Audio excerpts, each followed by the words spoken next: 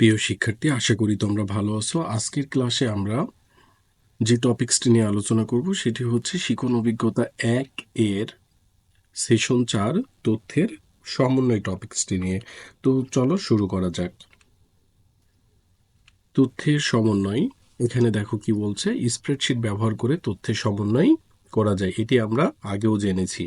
আজকে সরাসরি স্প্রেডশিট ব্যবহার করে উপাত্ত বা ডাটাকে সমন্বয় করার কিছু সহজ নিয়ম অনুশীলন করব। তো দেখো, এখানে স্প্রেডশিট একটা কথা আসছে, বা আমরা এক্সেল সফটওয়্যারের নাম শুনছি। তো এক্সেল সফটওয়্যারের অপর নামই হচ্ছে স্প্রেডশিট। এই স্প্রেডশিট ইউজ করে আমরা অতি সহজেই বিভিন্ন কঠিন গাণিতিক কাজগুলো কি করতে পারি, সমাধান করতে পারি। তো দেখো, এখানে একটা লেখা আছে, ইতোপূর্বে আমরা কলাম, রো, সেল কি তা জেনেছি।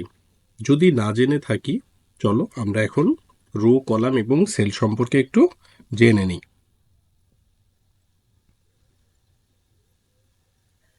তো চিত্রতে খেয়াল করে দেখো, আমরা একটা স্প্রেডশিট ওপেন করছি। ওপেন করার পরে আমরা এখানে দেখতে পাচ্ছি যে এই যে লম্বালম্বি ভাবে বা খাড়াখাড়ি যেই লাইনটা আছে সেটাকে বলা হচ্ছে আমাদের কলাম, মানে এ বি সি ডি। এই যে খাড়াখাড়ি যে ঘরগুলো সেগুলোকে বলা হচ্ছে আমাদের কলাম। এবং এই যে দেখো 1 2 3 4, এই যে আড়াআড়ি ভাবে যে ঘরগুলো তৈরি হয়েছে, এই যে দেখো মার্ক করা, এই ঘরগুলোকে বলা হচ্ছে আমাদের রো। তাহলে কলাম কোনগুলো একটা এক্সেল শিটে? A B C D E F, এগুলো হচ্ছে আমাদের এক একটা কলাম। আর 1 2 3 4 এগুলো হচ্ছে আমাদের রো। এখন রো এবং কলামের সমন্বয়ে দেখো একটা করে ঘরের সৃষ্টি হয়েছে, যেই ঘরটাকে বলা হচ্ছে আমাদের সেল। আমরা এটা প্র্যাকটিক্যালি আরো ভালো করে দেখে নেব।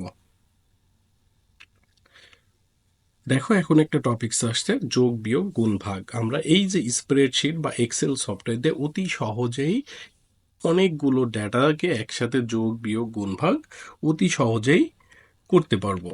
তো এখানে দেখো, তোমাদের বোঝার জন্য যোগ, গুণ এবং ভাগের আমি সূত্রগুলো দেখিয়ে দিয়েছি। এখানে কিভাবে আমরা যোগ করব, গুণ করব এবং ভাগ করব। তো আমরা একটু পরেই এই ভিডিওতেই আমরা কি করব, এটা প্র্যাকটিক্যালি দেখব। তোমাদের পাঠ্য বইয়ে এরকম একটা চিত্র আছে। চিত্র হচ্ছে 1.21, ফর্মুলা ব্যবহার করে উপস্থিতির যোগফল নির্ণয়। তো চিত্রতে দেখো কি কি আছে। ক্লাস 6 এর অ্যাটেন্ডেন্স আছে, ক্লাস 7 এর অ্যাটেন্ডেন্স আছে।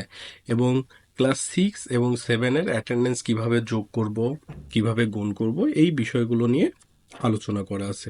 তো চলো আমরা দেখি এগুলো কিভাবে সলিউশন করতে পারি।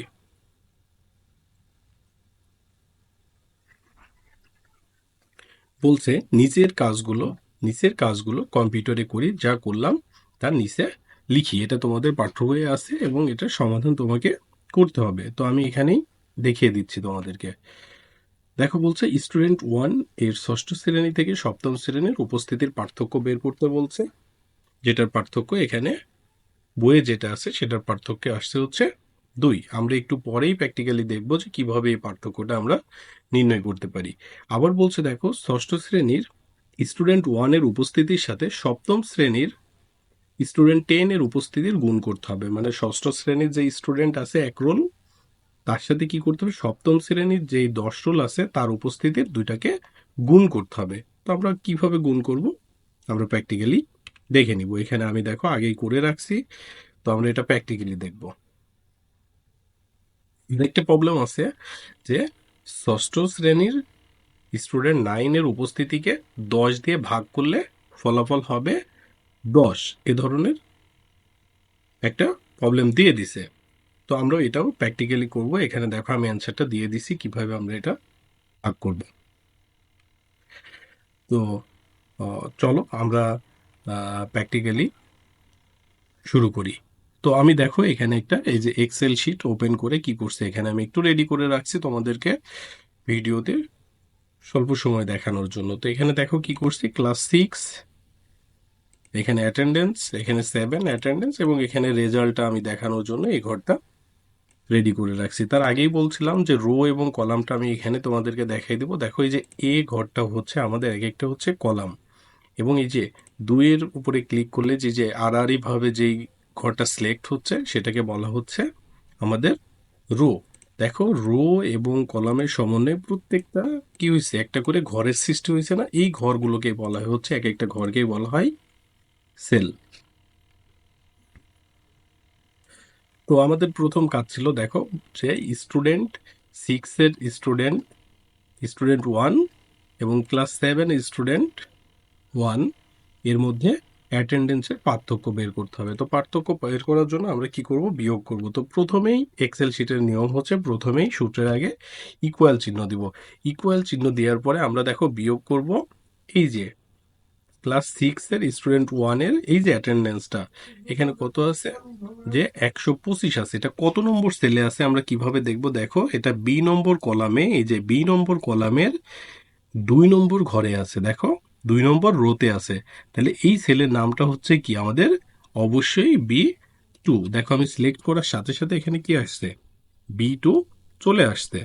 তাহলে আমরা দেখো খুব সহজেই বের করতে পারছি যে এই সেল, এই সেলের নাম কি, বা এই সেলটা কত নম্বর সেল। তো কিভাবে করছি দেখো, এই যে কত নম্বর কলামে আছে, বি নম্বর কলামে আছে, এবং কত নম্বর রোতে আছে, 2 নম্বর রোতে আছে। এজন্য এই যে এখানে কি B2 শো করছে। মাইনাস আমরা কি করব দেখো, ক্লাস সেভেন এর স্টুডেন্ট ওয়ানের অ্যাটেন্ডেন্স থেকে বিয়োগ করে দেব। দিলেই কি হবে, তাদের ডিফারেন্সটা আমরা কি করতে পারবো, পার্থক্যটা বের করতে পারবো। তো এই যে 124 কোন ঘরে আছে দেখো, এই যে ডি নম্বর কলামের 2 নম্বর ঘরে আছে। তাহলে আমরা এখানে কি করব দেখো, D2 লিখে দিছি। দেখো এই যে সিলেক্ট হয়ে গেছে আমাদের ঘরটা, B2 সিলেক্ট হয়ে গেছে আর D2 সিলেক্ট হয়ে গেছে। এবার আর কোনো কিছুই না, জাস্ট আমরা ইন্টারে প্রেস করলেই দেখো আমাদের রেজাল্টটা এখানে চলে আসছে। খেয়াল করে দেখো রেজাল্ট কত আসছে আমাদের, 1 আসছে।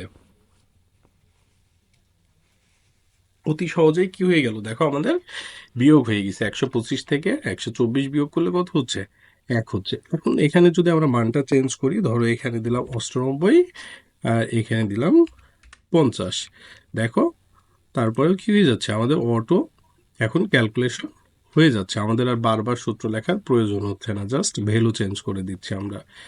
ওকে, তারপরে আরেকটা আমাদের কাজ ছিল যে স্টুডেন্ট ওয়ান থেকে ক্লাস সিক্সের স্টুডেন্ট ওয়ান রোলের সাথে কি করব, 10 এই যে স্টুডেন্ট 10 এর অ্যাটেন্ডেন্সটা গুণ করে দেখাবো। তো চলো আমরা একটু গুণ করে দেখি। তো এখানে কি করব, ধরো এখানেই গুণফলটা রাখবো, এখানে ইকুয়াল দিলাম। এটা কত নম্বর ঘরে আছে দেখো, B2 নম্বর ঘরে স্টুডেন্ট ওয়ানের অ্যাটেন্ডেন্স আছে B2। এখানে আমরা এই যে স্টার চিহ্ন দিব, এটা স্টার মানে গুণ, কাকে গুণ করব, এই যে স্টুডেন্ট 10 এর অ্যাটেন্ডেন্সকে গুণ করব। এটা স্টুডেন্ট 10 এর অ্যাটেন্ডেন্স কত, 138। দেখো ক্লিক করার সাথে সাথে এখানে D11 শো করছে। কেন, এটা ডি নম্বর কলামে ছিল, এটা D নম্বর কলামে ছিল এবং 11 নম্বর রোতে আছে, এজন্য D11 এই সেলটার কত নম্বর ঘর, D11। তো এই যে চলে আসলো, এখানে এসে আমরা এখন ইন্টার দিলে দেখো এটা গুণফল আমাদের সামনে কত সুন্দরভাবে এবং কত দ্রুত এখানে শো করছে। তো পরবর্তী আমাদের আরেকটি প্রবলেম ছিল যে স্টুডেন্ট 9 এর যে অ্যাটেন্ডেন্স তাকে 10 দিয়ে কি করতে হবে, ভাগ করতে হবে। তো চলো আমরা এখানে ভাগ করি। তো এখানে আমরা সূত্রটা লেখার আগে প্রত্যেকবার এক্সেলের সূত্র লেখার আগে অবশ্যই আমরা ইকুয়াল চিহ্ন দিয়ে নিব।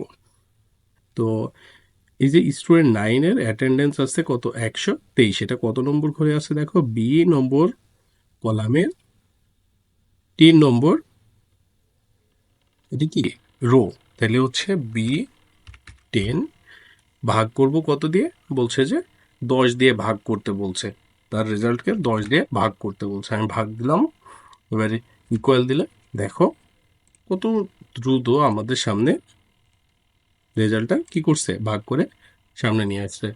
তো মূলত এটাই ছিল আমাদের এই সেশনে তথ্যের সমন্বয়ে আমরা কিভাবে দ্রুত রেজাল্টগুলোকে যোগ করতে পারি, বিয়োগ করতে পারি এবং ভাগ করতে পারি। দেখো আমরা যদি মনে করি যে এখানে যোগটা দেখাই দিই তোমাদেরকে, যদি মনে হয় তোমাদের যে আমরা স্টুডেন্ট ট্যুর অ্যাটেন্ডেন্স যোগ করব, ক্লাস 6 এবং 7-এর স্টুডেন্ট ট্যুর রেজাল্ট যোগ করব, সেই ক্ষেত্রে আমরা দেখো ইকুয়াল দিব, দেওয়ার পরে ট্যুর এই যে মানটা কত নম্বর ঘরে আছে B3, তাহলে এখানে আমরা লিখবো B3 প্লাস আরেকটা কোথায় আছে দেখো D3-তে আছে, D3 দিয়ে আমরা যদি ইন্টার দিই দেখো এই দুইটার সংখ্যা কি হয়ে গেছে, যোগ হয়ে গেছে। তো এভাবে আমরা অতি সহজেই যোগ বিয়োগ গুণভাগ এক্সেলের সাহায্যে বা স্প্রেডশিটের সাহায্যে করতে পারি। তো আজকের মতো এখানেই শেষ করছি। ভালো থেকো সবাই, ধন্যবাদ সবাইকে।